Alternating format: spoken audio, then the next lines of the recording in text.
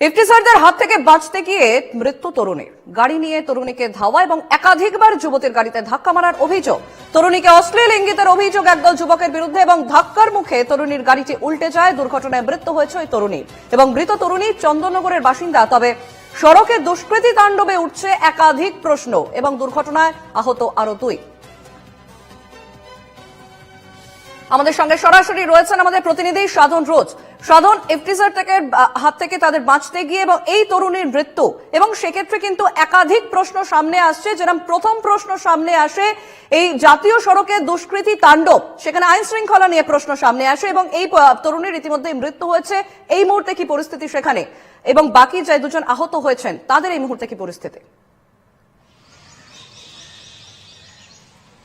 একেবারেই দেখো, গতকাল চুঁচুড়ার চন্দননগর থেকে গাড়ি করে একজন সুচন্দ্রা চট্টোপাধ্যায় নামে, তিনি কিন্তু ইভেন্ট ম্যানেজমেন্টের কর্মী, তার সঙ্গে তিনজন আরো সহকর্মী সহ পাঁচজন, গাড়ির চালককে নিয়ে পাঁচজন, তারা কিন্তু রাত্রেবেলায় রওনা দিয়েছিলেন। আজকে বিহারের তোমার একটি ইভেন্ট ম্যানেজমেন্টের, গয়াতে একটি ইভেন্ট ম্যানেজমেন্টের কাজ ছিল, সেখানে কিন্তু তারা আজকে অংশগ্রহণ করতেন।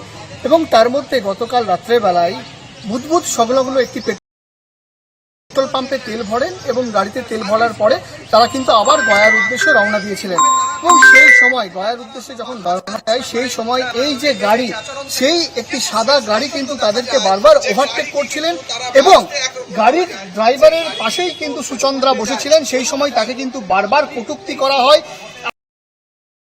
আর এই গাড়ি থেকেই পাঁচজন যুবক, যে গাড়ির চালকের কথায় পাঁচজন যুবক, তারা এই গাড়িতেই বসেছিলেন, সুচন্দ্রা কটূক্তি করছিলেন, বাজে ভাষায়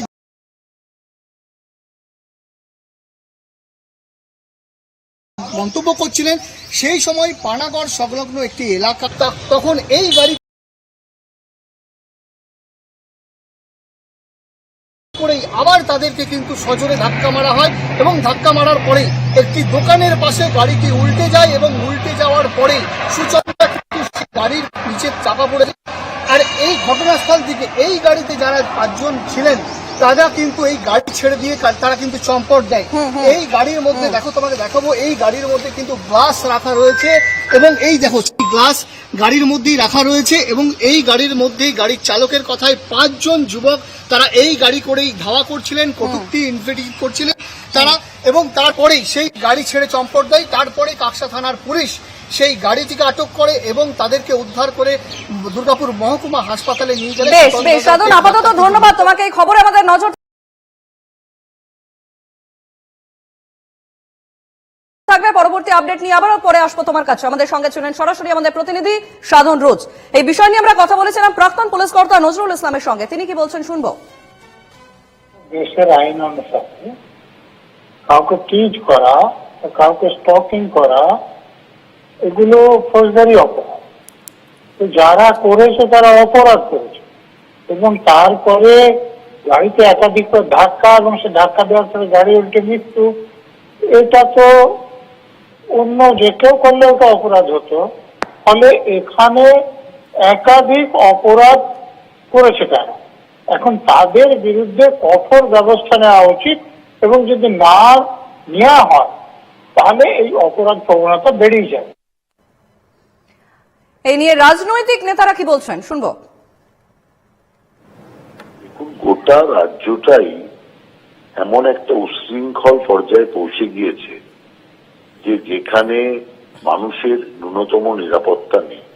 সবচেয়ে বেশি নিরাপত্তা নষ্ট হচ্ছে মহিলাদের।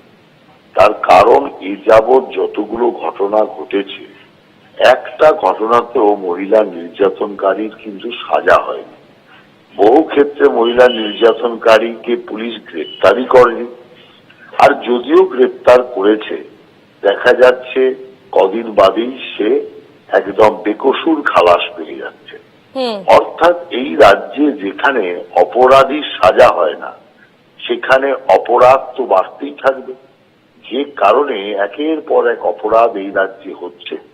এবং এই পানাগড়ের ঘটনা চোখে আঙুল দিয়ে দেখিয়ে দিচ্ছে যে মহিলারা কতটা অসহায়, কতটা নিরাপত্তাহীনতায় ভুগছে।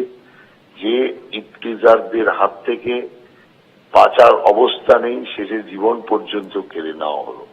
এই যে অবস্থা, এই অবস্থা অত্যন্ত দুঃখজনক, দুর্ভাগ্যজনক। একজন মহিলা মুখ্যমন্ত্রী থাকাকালীন মহিলাদের এত অপমান, এত অসম্মান, এত মহিলাদের নিরাপত্তাহীনতা, এ আমি মনে করি কখনো কোথাও হয়নি। এই নিরাপত্তাহীনতা বেড়েই চলবে।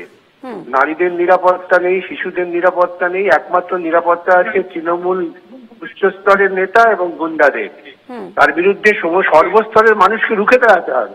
রাজ্যের মহিলা মুখ্যমন্ত্রী, সেই রাজ্যের মহিলা সুরক্ষা কার্যত নেই বললেই চলে। প্রতিদিন ঘটনা, প্রতিদিন দুর্ঘটনা, প্রতিদিন এই ধরনের ঘটনা প্রমাণ করে দিচ্ছে এই রাজ্যে মহিলাদের সুরক্ষা নেই, সাধারণ মানুষের সুরক্ষা নেই। পুলিশ অপরাধীদের সঙ্গে সমঝোতা করে চলছে এবং অপরাধীরা মনে করছে এটা তাদের সরকার। ফলে এই ঘটনা উত্তরোত্তর বৃদ্ধি পাবে এবং থানায় গেলে তার এফআইআর নেওয়া হয় না, থানায় গেলে তার যে কোনো রিপোর্ট হয় না, এনসিআরবি রিপোর্ট ধামাচাপা দেওয়া হয়। এইসবই তো হচ্ছে, পশ্চিমবাংলার দস্তুর হয়ে দাঁড়িয়েছে। আমি জড়িত নই এবং জানিও না। আমি চুচুড়ায় এই ঘটনা চন্দননগরে। যদি সত্যি টিচারদের জন্য এইরকম ঘটনা ঘটে, এটা নিন্দনীয় এবং লজ্জাজনক। আমাদের পুলিশ প্রশাসন অত্যন্ত সক্রিয়, পুলিশ ব্যবস্থা দেখবে এবং অ্যাকশন নেবে। আমি আপনাদের মাধ্যমেই জানলাম। আমি সিটিকে অনুরোধ করব এই ঘটনার সত্যতা দেখে অত্যন্ত দ্রুততার সাথে ইনভেস্টিগেশন করে যদি অপরাধী কেউ হয় তার শাস্তি হোক। অবশ্যই এটা নিন্দনীয় এবং এই ঘটনার নিরপেক্ষ তদন্ত নিশ্চয়ই হবে এবং সত্যি যদি দোষী কেউ হয় তার পানিশমেন্ট হবে।